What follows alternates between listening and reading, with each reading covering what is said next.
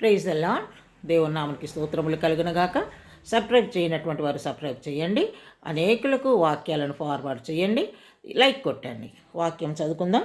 యోవేలు 2వ అధ్యాయము 25వ వచనం. యోవేలు 2:25.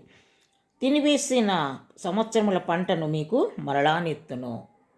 తినివేసిన పురుగు తినివేసిన పంటను తిరిగి నేను మరలా మీకు ఇత్తును. దేవుని బిడ్డారా, మరి సేవకులు కానీ సేవకురాండ్లు కానీ విశ్వాసులు కానీ ఎవరైనప్పటికీ దేవుని బిడ్డ, మీకు కలిగి ఉన్నవన్నీ కూడా ఒకవేళ పోగొట్టుకున్నారేమో, పోయినా ఏమో, ఒకవేళ దొంగతనాలు జరిగిపోయి వస్తువులు, బంగారము, వెండి, డబ్బులు పోగొట్టుకున్నారేమో, అలాగే సేవకులైనటువంటి వారు సంఘము దెబ్బతిని సంఘాన్ని కూడా మరి సంఘంలో ఉన్న ఆత్మలు పోయినా ఏమో, దేవుని బిడ్డ, సైతానుడు తినివేసినటువంటి పంట దేవుడు తిరిగి మీకు ఇవ్వబోతున్నాడు. హల్లెలూయా.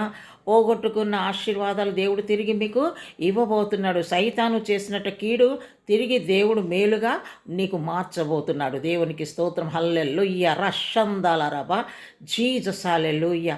దేవుని సేవకుడా, సేవకురాలా, మీరేం అధైర్యపడవద్దు. సైతానుడు తినివేసిన పంట తిరిగి దేవుడు మీకు గొప్పగా ఇవ్వబోతున్నాడు. గొప్ప సేవం దేవుడు మీకు ఇవ్వబోతున్నాడు. గొప్ప పంటను మీరు కోయబోతున్నారు. అలాగే విశ్వాసులైనటువంటి ప్రజలు, దేవుని నమ్మినటువంటి ప్రజలు, మీరు ఏవైతే కోల్పోయి ఉంటున్నారో దేవుని బిడ్డ, నమ్మకం ఉంచండి. ప్రభు అయినటువంటి యేసు మీ మీద తన కృపను విస్తరింప చేయబోతున్నాడు. పోగొట్టుకున్నవన్నీ కూడా దేవుడు తిరిగి మీకు ఇవ్వబోతున్నాడు. కాబట్టి మరి దిగులు చెందకండి. అన్ని పోగొట్టుకున్నామని అధైర్యపడకండి.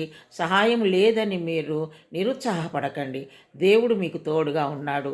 దైవ సేవకుడా, సేవకురాలా, మరి దేవుడు తప్పకుండా దేవుడు మిమ్మల్ని గొప్పగా ఆశీర్వదించబోతున్నాడు.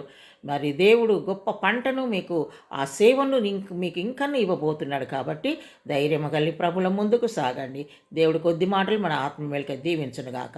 పరిశుద్ధాత్మ దేవా, నీకు స్తోత్రములు నాయన. అయ్యా, సైతానుడు తినివేసిన పంట తిరిగి మీరు గొప్పగా ఇవ్వబోతున్నందుకు నీకు స్తోత్రం. బిడ్డలను గొప్పగా దీవించి నీ కృపలో భద్రపరచుకోను. యేసు నామములో ప్రార్థిస్తున్నాము తండ్రి. ఆమేన్. Praise the lord. God bless you.